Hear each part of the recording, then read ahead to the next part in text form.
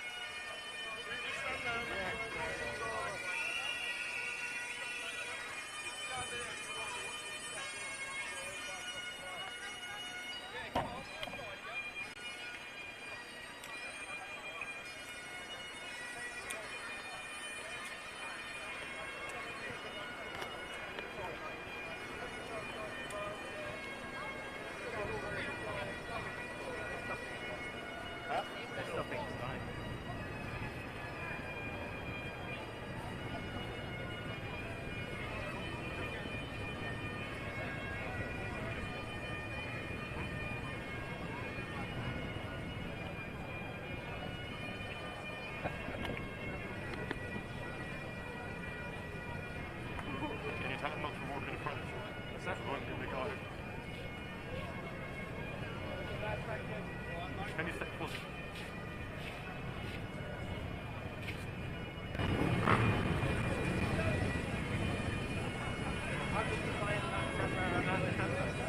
It was really good, man. Really good. Like, literally no problem.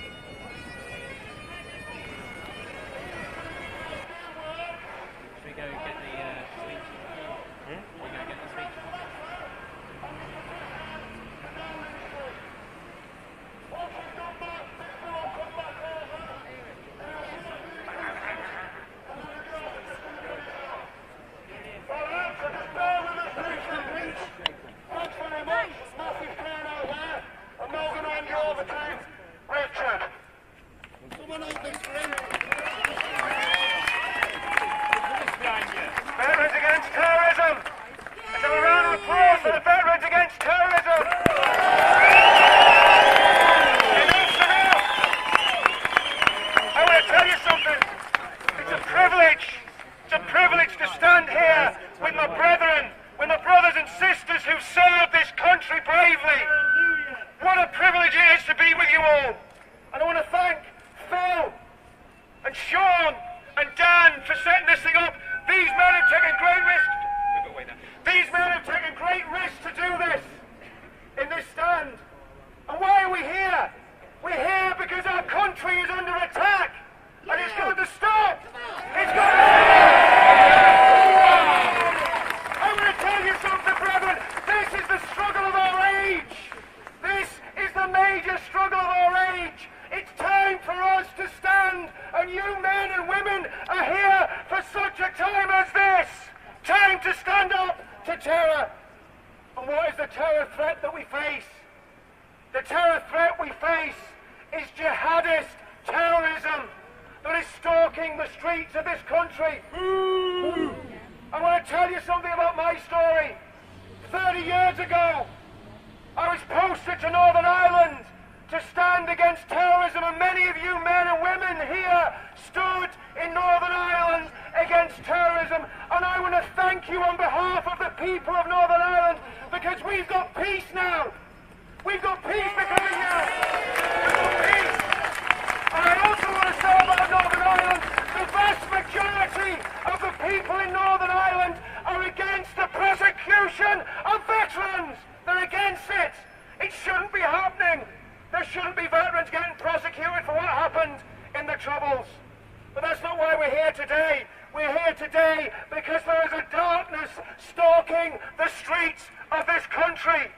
And that darkness is Islamic supremacism. That darkness is jihadism. And we're standing against it. We're standing against it. It's a new menace. It's been growing for years like a cancer. And it's got stronger and stronger and stronger. And it's going to stop. It's going to stop.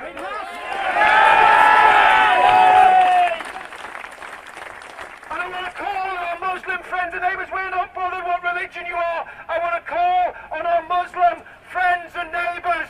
Stop throwing these people out of your communities, because we know that you are the victims of the jihadists as well.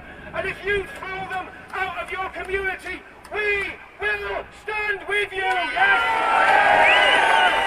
We will stand with you. We will support you. But I want to say a word. I want to say a word to the jihadists. We do not fear you. You will not win. You will not impose your Islamic fascism on this country. It will not happen. There will be no Islamic supremacism in this country. We will win. And I want to say this. I want to say this to the next suicide bomber who thinks when he explodes his vest in a crowd of civilians, of little girls, that thinks he's going to go to paradise. I've got news for you, my friend. You're going to open your eyes to the flames of hell. But I want to say this very strongly. We also completely condemn any violence against Muslims. That is not what we're about. Right? It's not what we're about. We want to defend and protect our Muslim friends and neighbours. This isn't about religion. This is about extremism. See, there's been a moral failure. The heart of the government for years have allowed this to grow. They've got to change. A few weeks ago, Theresa May stood and said, enough's enough. She was right. Enough is enough.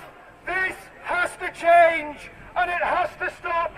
And we put a petition out. I'm sure many of you signed it. If you haven't signed it, get on Facebook, get that petition signed. We want 100,000 signatures on it, and we're going to present it to Amber Rudd, the Home Secretary. And what we're calling for in the letter that's going into Parliament is this. First of all,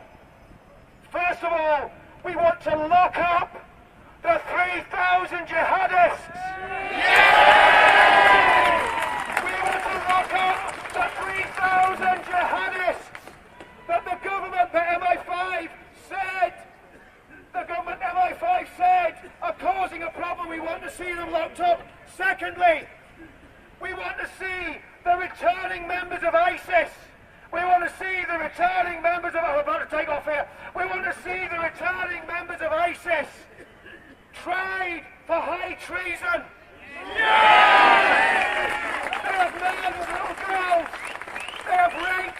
They have pillaged. And they want to destroy our country. It is treason. And they must be arrested and tried for high treason. War crime! As the Chancellor... Yes, war crime. As the Chancellor of the Exchequer, Philip Hammond, called for this in 2014 when he was Foreign Secretary. We agree with him.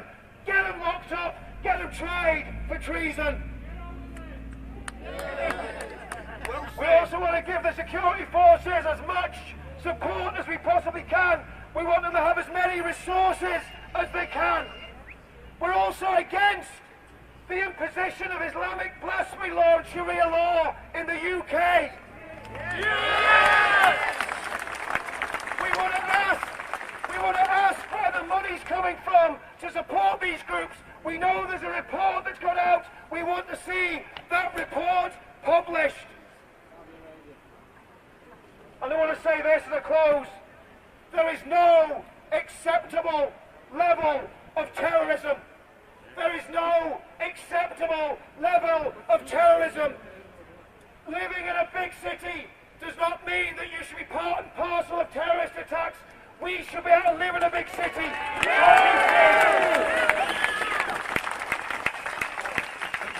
The government has given advice. If there's a terrorist attack, on what to do. It's the complete opposite of what squaddies want to do. They've told us to run, hide and tell. I want to say this. If there's a terrorist attack, stand, fight and protect. Whatever's under my shoe, alright? It just ain't on, alright? At least 3,000 people are at large in this country who are actively taking part in supporting activities to undermine the greater good here. And that's the ones we know about. Alright, that's the ones that we've been told we know about. Something needs to be done about these people. It's no good. It's no good just saying, what do you want me to stand on television again in a couple of months' time and go, oh, that's terrible, that's really bad. But I could have told you it was coming. And then do you want people to go, we knew about him, we knew about him, we knew about him, we knew about him. It ain't on. We've got to stop it. And the only way you'll stop it is by doing something about it, okay? I've always been told that in times of peace, you prepare for war. We've had a small period without incident, and it's as if people already think we're out of the woods and we've won the war. I'll tell you something now. I'll tell you something 100% now that I can guarantee on my life and my kids' lives. We've not won the war on terror. We've not come anywhere near it yet. Absolutely not anywhere near it, okay? We are still very much under threat. Every one of us. The fact there's not been attacked for a while only says to me that they're planning something even bigger and better next time, okay? And they're hiding behind, they're hoping that everybody's going to forget about them, and then they're going to come back and smash us in the head again. Alright? That's the reality of what's going on here, okay? They're winning. In as far as every time it goes quiet for a while, so do we. And we give them a chance to reorganise, regroup, and re-smack it again. The security services in this country do a tremendous job, but they're being hampered by wishy-washy, pussyfooting shower of shit! Okay? And that's exactly what we've got. And I don't mind the profanity now and again to highlight exactly how heinous those imbeciles are, okay? It's not if they're going to attack us, it's when are they going to attack us. We need to keep strong, and we need to keep on at those in charge and insist change. Wars are not won sat on your sofa. Voices are not heard unless you're out and about. And people cannot be counted unless they can be seen. And you people can be seen today, so you can hold your heads up high. I tried to do something about it.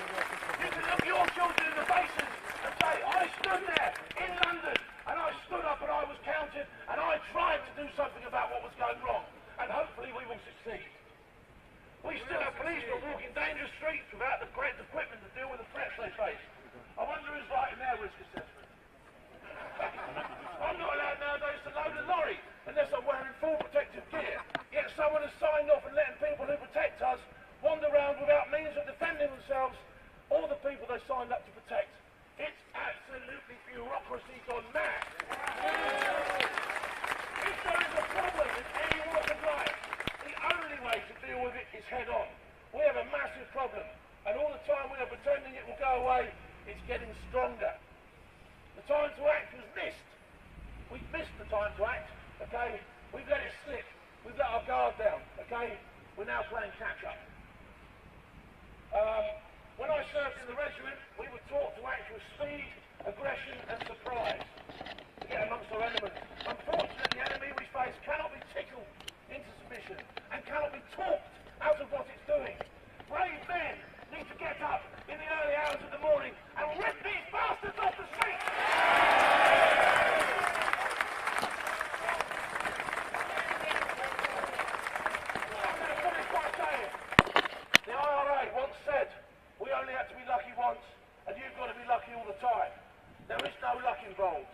the right laws are in place and the security services are allowed to carry out their jobs properly, by tackling the problem in the right way, the tables can reverse and they can become, they can be the ones that become needing the luck, all right? We shouldn't need the luck, they should need the luck, okay? And trust me, their luck will run out one day. I'm just going to finish by saying, this is my last thought for the day, okay? I'm just going to finish by saying, we don't own this great country, okay? We don't own one inch or millimetre of the land of this great country. We just safeguard it for our children. And hopefully one day we hand it over in a fit state for them to carry on and push this society that we know forward, okay? Let's make sure we don't hand it over to a bunch of lunatics that just want to carry out heinous acts on our soil. Thank you very much for coming.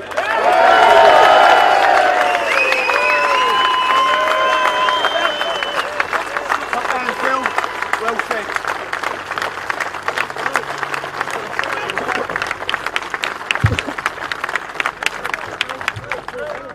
Just to reiterate there and finish off, right, before we play this, the girls are going to just give us one more thing, but just let me tell you something now. When we started, everyone thought we were a fad, right? They all thought, oh, it's because of this one attack. Let me tell you, no, it's not. Right? We are not going away. We will be back down here on the 8th of October supporting the football lads. Right? We are now planning.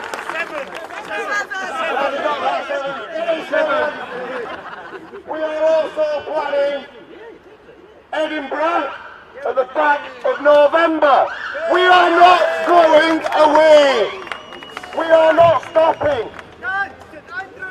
Right? Then we're going somewhere else. We are not going to stop until we get results. The girls now are going to play us a tune while me, Sean and Phil go over to Downing Street and give them our letter and our petition. The press or whoever's here with us, follow over by all means.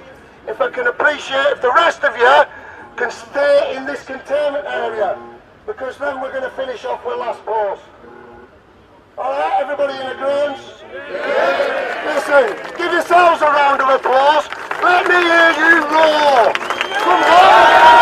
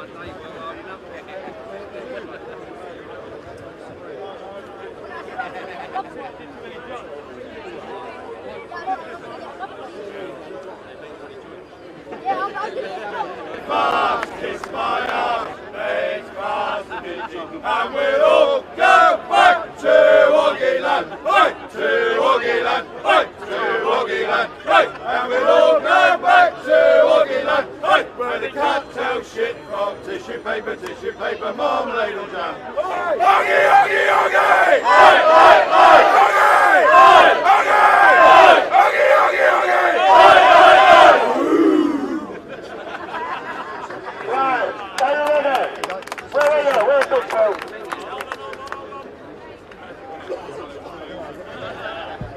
Listen, ladies and gents, the majority of us here, we have served all over. Yeah, we have fought this battle. Just bow your head now for comrades, people that have gone, and not just that, the people that have been affected. What you've got to remember is these people that have died in these terrorist attacks, yeah, their families are grieved. But it's the people that have been injured and seen people die, that does not leave you. That haunts you just like it will haunt you that are stood here. Right? All them people are suffering. So just remember them people, show them your respect now, yeah? Just bow your head, stay quiet, here we go, no bum notes.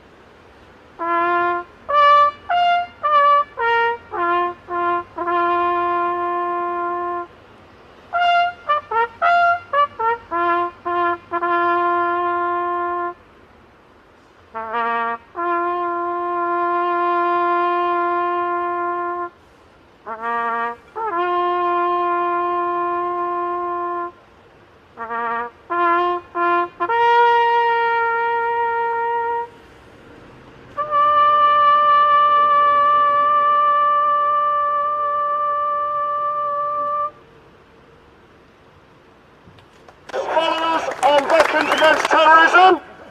We also have an international Veterans Against Terrorism. There's been a parade today in America. Yeah, in coalition. So just keep sharing and get the word out there. Listen, before you go now, go and enjoy this beautiful city. Do not give the police any headaches. Don't lower yourself to that tone. Right? At the end of the day, we want to support them against this filth. Right? Thank you again. Thank you again. Behave. Have a good day and enjoy yourselves. You're all dismissed.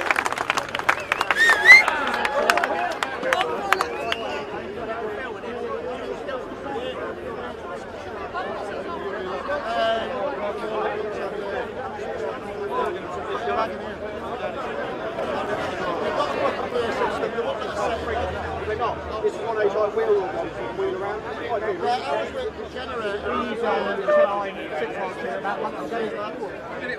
Put this away so it's not moving. You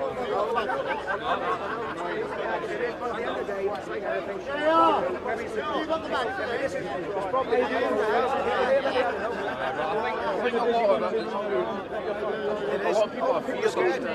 I'm on the front page of Al-Qaeda's Next Britain magazine. Can you do that to film, please? Yeah, of course I can.